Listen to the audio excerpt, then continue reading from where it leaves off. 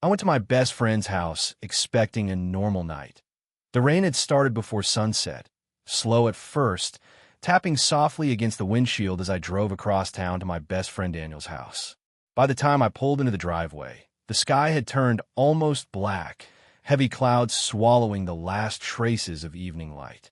Thunder rolled somewhere in the distance, low and steady, like a warning. I grabbed my hoodie and ran toward the front porch through the rain. Before I could knock, the front door opened. Daniel's mother stood there with one hand resting against the frame. "You're soaked," she said with a quiet laugh. I'd known her for years, but something about that moment felt strangely different. Maybe it was the warm light behind her contrasting against the storm outside, or the way a few loose strands of dark hair framed her face. She looked relaxed in soft gray loungewear, elegant without trying to be, the kind of beauty that didn't demand attention because it never had to. "Daniel upstairs?" I asked. Her expression shifted slightly. "Actually, he left about 20 minutes ago. His dad called him to help with something out of town." "Oh." I glanced back toward the rain. "Guess I picked the perfect time to come over." She smiled again, softer this time. "You already survived the drive here. You might as well stay for dinner until the storm calms down." I hesitated for half a second before nodding. "Yeah, okay." The house smelled faintly of garlic, rosemary, and something sweet baking in the oven. It felt warm in a way my apartment never did. Comfortable. Lived in. While she finished cooking, I sat at the kitchen counter watching rain race down the windows. She moved calmly around the kitchen, sleeves pushed lightly above her wrists, humming under her breath without realizing it. Every so often she'd glance over and smile casually, and each time it caught me off guard for reasons I didn't fully understand. "You can help by setting the table," she teased. "Yes, ma'am." She laughed quietly. "You still say that after all these years." Dinner felt surprisingly easy. Without Daniel there filling every silence, I noticed things I never had before. How attentive she was when someone spoke, how her eyes softened whenever she listened, how tired she looked when she thought no one noticed. At one point, thunder cracked loudly overhead, shaking the windows. She jumped slightly before laughing at herself. "I hate storms." "You? Seriously?" "I can handle raising a teenager alone," she said, taking a sip of water. "But thunder, absolutely terrifying." I smiled. "Good to know you're secretly human." That earned another laugh, warmer this time. Later, while helping clean the kitchen, I carried plates toward the sink when I heard her voice quietly from the hallway. "No, I'm fine," she was saying on the phone. There was a pause. "I'm just tired of pretending everything doesn't feel lonely all the time." Something in her tone made me stop unintentionally. "I know the divorce was years ago," she continued softly, "but sometimes this house feels unbearably quiet." I looked down immediately, guilt twisting in my chest. I shouldn't have been listening. I stepped back toward the kitchen quickly, pretending I'd heard nothing, but when she returned a minute later, her eyes met mine instantly. She knew. For one awkward second, neither of us spoke. Then, unexpectedly, she smiled. Not embarrassed, not angry, just vulnerable. "Don't worry," she said gently, drying her hands with a towel. "I won't tell anyone." Something about the way she said it made the entire room feel smaller. Outside, rain hammered against the roof while thunder rolled across the sky again. But inside that quiet kitchen, standing only a few feet from her, I suddenly realized I wasn't looking at my best friend's mother the same way anymore. The power went out so suddenly that the entire house dropped into darkness mid-conversation. One second the kitchen glowed with warm yellow light, and the next there was nothing except the sound of rain pounding against the windows. I heard her sigh softly somewhere beside me. "Perfect timing," she murmured. I laughed quietly. "You really do hate storms." "I told you," she said. "They make everything feel dramatic." A few minutes later, she returned from the hallway, carrying candles and a flashlight. One by one, small pools of golden light began filling the living room, softening the shadows and making the storm outside feel strangely distant. The house looked different without electricity, quieter, slower, more intimate. She settled onto the couch beside me with a blanket draped over her legs. "You know," she said, tucking a loose strand of hair behind her ear, When Daniel was younger, storms like this used to scare him so badly he'd sleep on the floor in my room. I smiled. I can absolutely use this information against him. She laughed under her breath, and for a moment the sound blended with the rain so naturally it made my chest feel oddly warm. Without televisions buzzing or phones distracting us, conversation started stretching into places neither of us usually went. At first it stayed light, old stories about Daniel, embarrassing childhood memories, harmless teasing. But gradually the tone shifted. She grew quieter, more honest. "I used to love this house," she admitted softly, staring at the candle flickering on the coffee table. "Now, sometimes it just feels empty." The vulnerability in her voice caught me off guard. "You ever feel lonely even when your life looks completely fine from the outside?" she asked. I looked at her for a second before answering honestly. "Yeah, more than I probably admit." Her expression softened slightly, like she hadn't expected me to understand. The thunder outside rumbled again, lower this time. She instinctively moved a little closer beneath the blanket, shoulder brushing lightly against mine.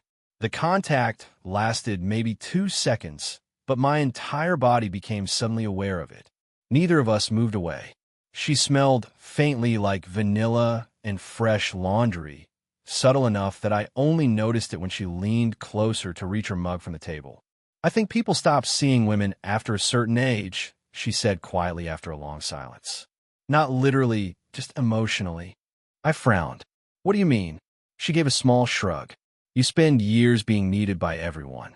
Then one day your marriage ends, your kid grows up, and suddenly people only notice you when they need something." The candlelight danced across her face as she spoke, softening every expression. For the first time I noticed how carefully composed she always seemed, and how exhausting that must have been. "I notice you," I said before I could stop myself. The room fell completely still. Her eyes lifted toward mine slowly. Not flirtatious, not playful, just searching. For a second, I wondered if I'd crossed some invisible line. But instead of pulling away, her lips curved into the faintest smile. "Thank you," she whispered. Another crack of thunder shook the windows. Reflexively, her hand landed lightly against my forearm. Warm, gentle. Her fingers stayed there a moment longer than necessary before she realized it and slowly pulled back. "Sorry," she said quietly. "It's okay." But neither of us sounded normal anymore. The rain continued outside in steady waves while candlelight flickered around us. The silence between us no longer felt casual. It felt heavy with things neither of us fully understood yet. Then I noticed something that made my heartbeat stumble. She was looking at me differently now. Not like her son's friend. Not entirely. And when her gaze dropped briefly to my lips before returning to my eyes, I realized she noticed it too. By the time the storm finally began to weaken, it was well past midnight. The rain no longer hammered against the roof like before. Now it fell in softer waves, steady and calming, leaving the entire house wrapped in that quiet stillness that only comes after a storm exhausts itself. I stood near the front window, watching water slide down the glass. "I should probably head home before it starts again," I said, though even to me the excuse sounded weak. From the hallway, she shook her head immediately. "Absolutely not." I turned slightly. "The roads are still soaked," she continued. "And it's late. I'll be fine." Her expression softened, but there was firmness underneath it. I'd worry the entire time. Something about the way she said it made my chest tighten unexpectedly. Before I could argue again, she smiled faintly and motioned toward the stairs. "The guest room's already clean. You're staying." I let out a quiet laugh. "You always this stubborn." "Only when I'm right." A few minutes later, she handed me a folded towel and an extra blanket outside the guest room door. The hallway lighting was dim, warm against the soft darkness filling the house. "Sorry the night turned so chaotic," she said. "It honestly wasn't bad." "No." Her lips curved slightly. I shook my head. "Actually, I kind of liked it." For a moment, she simply looked at me. There was something unreadable in her eyes now. Hesitation mixed with comfort, like she was standing too close to a thought she shouldn't have. "You know," she said softly, "I can't remember the last time I stayed up talking to someone that long." I leaned lightly against the doorway. Maybe people don't listen enough. A faint breath escaped her lips, almost a laugh. Maybe. The silence that followed wasn't awkward. It was careful, delicate, the kind where both people suddenly become aware that something invisible has shifted between them. You deserve someone who listens, I said quietly. Someone who actually sees you. The words came out more personal than I intended. Her expression changed instantly. The confident composure she carried all evening weakened for just a second, revealing something far more vulnerable underneath. She lowered her eyes briefly, almost overwhelmed by the sincerity in my voice. Then she stepped closer, not dramatically, not impulsively, just one slow step that suddenly erased most of the space between us. I could hear the soft sound of her breathing now. She reached up carefully and touched the collar of my hoodie, straightening it slightly even though it didn't need fixing. Her fingers brushed lightly against my neck in the process, warm enough to send a sharp wave of awareness through my chest. Neither of us spoke. Her touch was slow, careful, almost trembling. While I looked at her, she was already staring at me. Not with confidence this time, with uncertainty, like she was silently asking herself whether she should move away or stay exactly where she was. The house around us felt impossibly quiet. Then, before I could fully process what was happening, she leaned forward. The kiss barely touched the corner of my mouth. Soft, lingering, gentle enough to make it feel almost unreal. But it was real. I felt the warmth of her lips for only a second before she pulled back again, and somehow that made it worse, because the absence of it hit me immediately. Her eyes widened slightly, almost startled by her own decision. As she swallowed softly, "Good night." The words came out barely above a whisper. Then she stepped away quickly, disappearing down the hallway before I could respond. I stood there frozen for several seconds, heart pounding hard enough that I could hear it in the silence. My fingers slowly touched the place near my mouth where she'd kissed me. The warmth was already fading, but the feeling remained.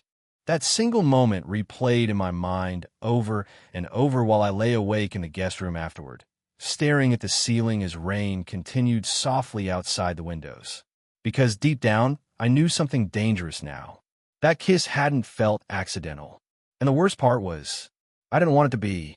But one quiet smile from his mother changed everything between us forever. The next morning felt completely different from the night before. Sunlight poured through the kitchen windows in soft golden streaks. The storm reduced to nothing more than damp streets and dripping rooftops outside. Everything looked normal again, but neither of us acted normal. She stood at the counter making coffee when I walked downstairs.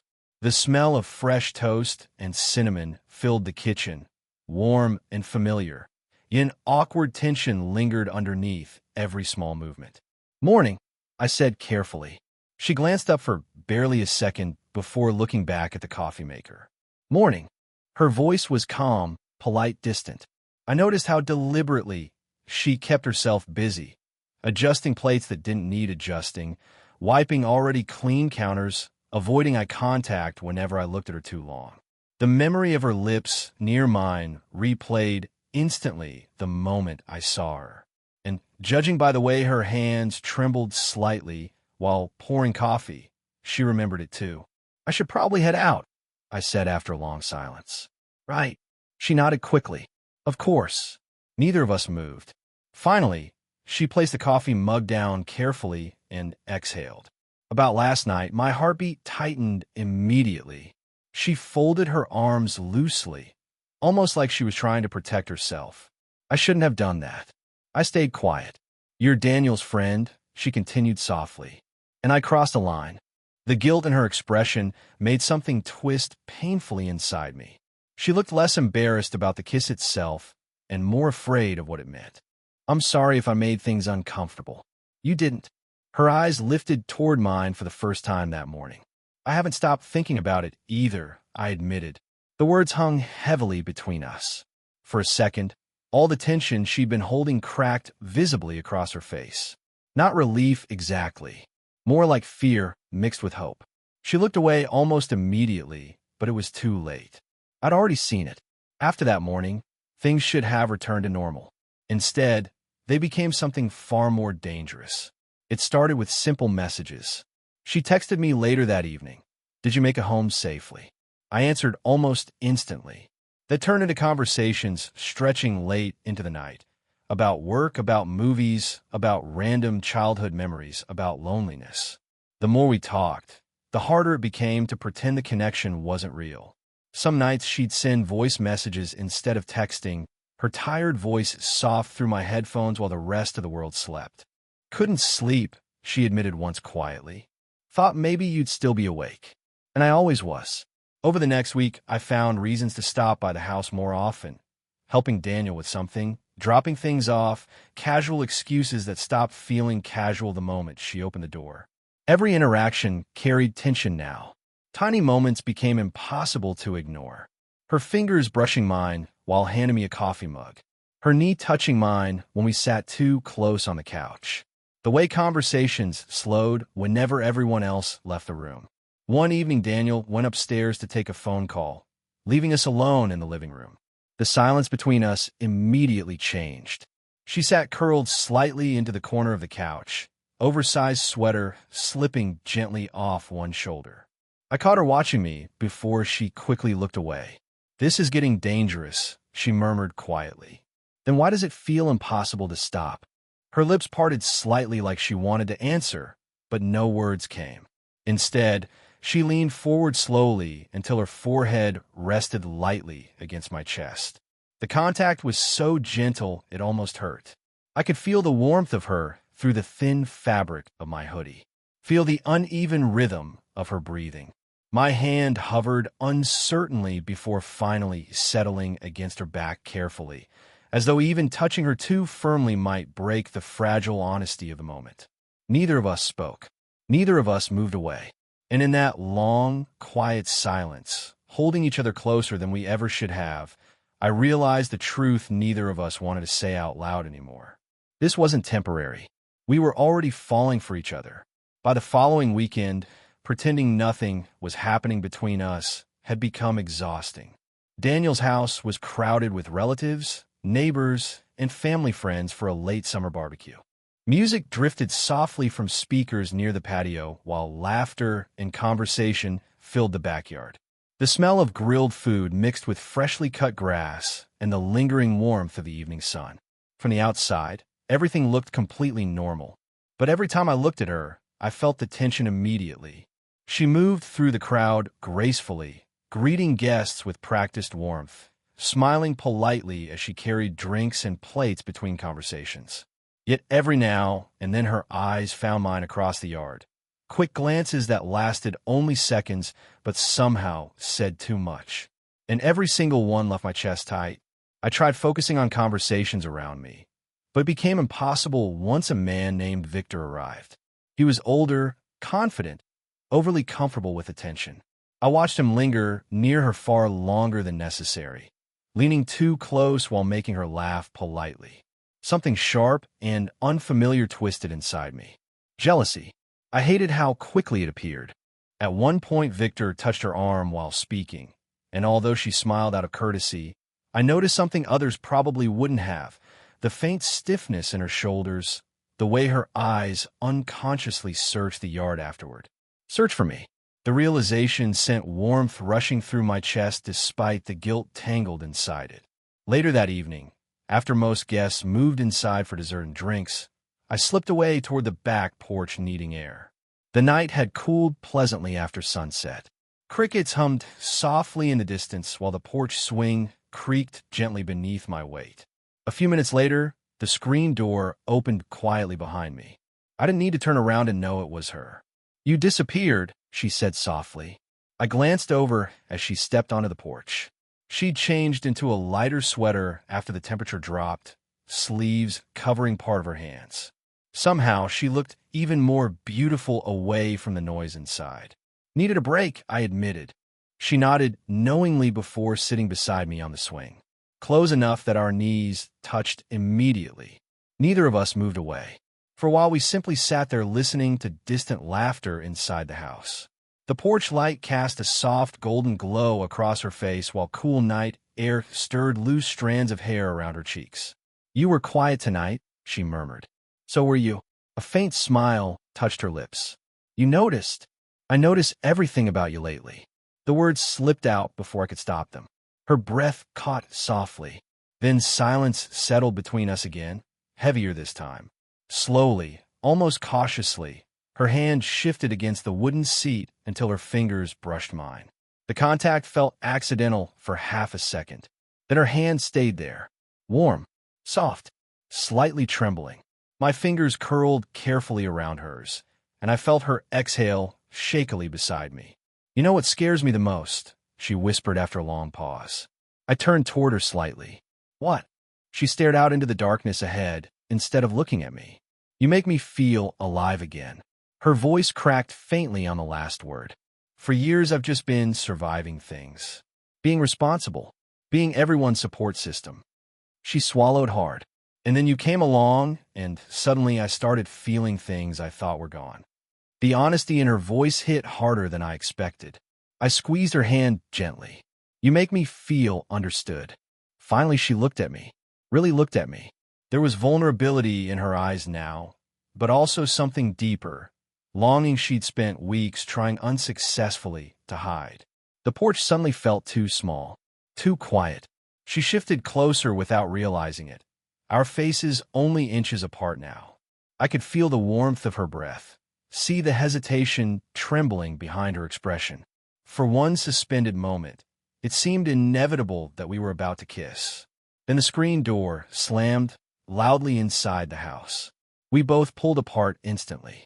Mom, Daniel's voice called from inside. You out here? She stood too quickly, heartbeat visible in the nervous rise of her chest. Coming, she answered softly. Before walking inside, she glanced back at me one last time. And somehow, that unfinished moment felt even more intimate than a kiss would have been. After the night on the porch, everything between us became harder to hide. Not because we were careless, because emotions have a way of revealing themselves even when words don't. Daniel started noticing small things first. The way conversations stopped too quickly when he entered the room. The strange silence that sometimes settled between his mother and me. The lingering glances neither of us realized we were giving each other. You okay? He asked me one afternoon while we were gaming in his room. Yeah, why? He shrugged casually, though his expression stayed thoughtful. I don't know. You've just been acting weird lately. The guilt hit immediately. From downstairs, I could hear her faint laughter during a phone call, and somehow, even that sound made my chest tighten now. Over the next few days, she began pulling away. Her texts became shorter. Replies that once came instantly now took hours. The easy warmth between us disappeared beneath careful distance, and it terrified me how much that hurt. One night, I stared at our old messages for nearly 20 minutes before finally typing. Did I do something wrong? Her response came several minutes later. No, I'm just trying to do the right thing. I read the sentence over and over, feeling something sink heavily inside me. Because deep down, I understood exactly what she meant. A few days later, I stopped by the house, knowing Daniel was out with friends. Part of me knew I shouldn't have come, but the silence between us had become unbearable. She opened the door, looking startled to see me standing there. For a second, neither of us spoke. Then she stepped aside quietly and let me in. The house felt unusually still. Evening sunlight filtered softly through the windows, painting warm gold across the living room walls. She stayed near the doorway, as if unsure whether keeping distance would somehow make this easier. It's been a week, I said carefully.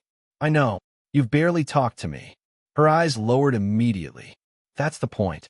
The honesty in her voice hurt more than anger would have. I took a slow breath. Why are you doing this? She laughed quietly, but there was no humor in it. Because I'm trying not to ruin everything. You're not ruining anything. Her composure cracked instantly. Yes, I am, she whispered. You're my son's best friend. The words came out trembling now, years of restraint finally breaking beneath the weight of everything she'd been holding inside. I'm older than you. People would judge you for this. They'd judge me even worse. Her eyes glistened as she shook her head softly. And if Daniel hates me for it, she stopped speaking before the sentence could finish. I stepped closer carefully. You think I care what people say? You should. I don't. Her breathing turned uneven as tears finally slipped down her cheeks.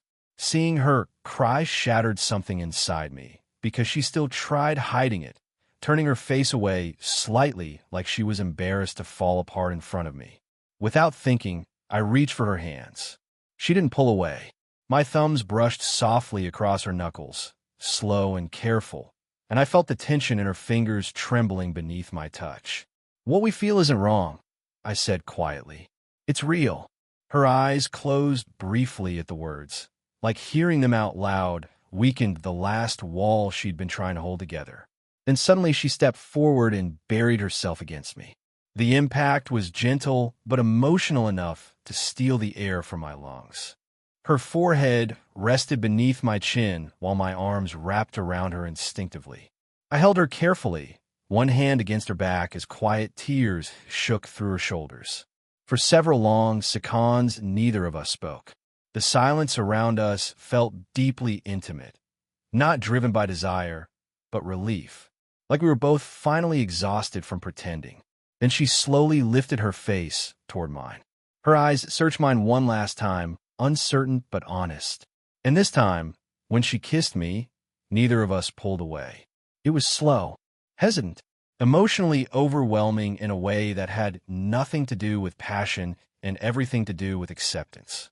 Her hand rested softly against my chest while I held her closer, feeling the warmth of her breath, the faint trembling in her fingers, the quiet surrender in the way she leaned into me completely. For the first time since this began, she stopped fighting what she felt. And so did I. The truth didn't explode the way either of us had feared. It unfolded slowly, like something fragile finally being set down after being carried too long. Daniel noticed first, not through confrontation, but through absence. The distance between us stopped being subtle. The silences became longer, the excuses weaker, the way we avoided standing too close suddenly impossible to ignore. One evening he finally confronted it. We were in the living room when he walked in, backpack still on his shoulder. The air immediately changed. She was in the kitchen. I was on the couch. And for a brief second, all three of us existed in a quiet tension that felt heavier than words. "What's going on?" he asked directly. No anger yet, just confusion. She appeared in the doorway, freezing for a moment. I stood up slowly, heart already pounding, but something inside me refused to lie anymore. The silence stretched, and then she spoke first. "Daniel." Her voice was calm, but it carried emotion she could no longer hide. "There's something we need to tell you." He looked between us, confusion deepening. I stepped slightly forward. "It's not what you think." That made him laugh once, sharp, disbelieving. "That's usually what people say when it is exactly what I think." She inhaled shakily, then finally said it clearly. "We developed feelings for each other." The room went still. No dramatic reaction, just silence, so complete it felt like time itself had paused. Daniel stared at her first, then at me, searching for something that didn't make sense. "You're serious," he said quietly. Neither of us denied it. The disappointment in his face wasn't loud. It was worse. It was controlled, hurt trying not to become anger. For a moment, I thought I had lost everything. Then he exhaled slowly, running a hand through his hair. "I don't understand this," he admitted, "but I can see it's not something you're pretending." That was the moment everything shifted. Not forgiveness, not acceptance, understanding. Weeks passed. Things didn't magically become easy, but they became honest. At first, we kept distance out of respect. No hidden meetings, no secret conversations. Just time, real time, for everything to settle. But slowly, naturally, life adjusted. Daniel stopped avoiding her. She stopped pretending to be someone she wasn't. And I stopped feeling like I had to hide how I felt every time I looked at her. One evening, months later, we all ended up together again at the same house. Not awkward, not tense, just different. She was in the kitchen making tea. Daniel was talking on the couch. I stood near the doorway, watching both of them, realizing something quietly profound. This wasn't destruction. It was transformation. Later that night, after Daniel went upstairs, she walked onto the porch where I was waiting. The air was cool, calm, the kind of quiet that no longer felt heavy. She stood beside me without hesitation this time. Her shoulder brushed mine naturally, like it had always belonged there. "I used to think this would ruin everything," she said softly. I looked at her, and now she leaned slightly into me, resting her head against my shoulder for a moment. "Now I think it just changed what everything means." My hand found hers without thinking. This time, there was no tension in the touch, no fear, only warmth. She squeezed my fingers gently. The porch light cast a soft glow over her face, and for the first time, there was no hesitation in her expression.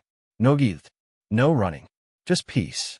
We stayed like that for a long time, listening to the night settle around us, not as something forbidden anymore, but something real, something chosen.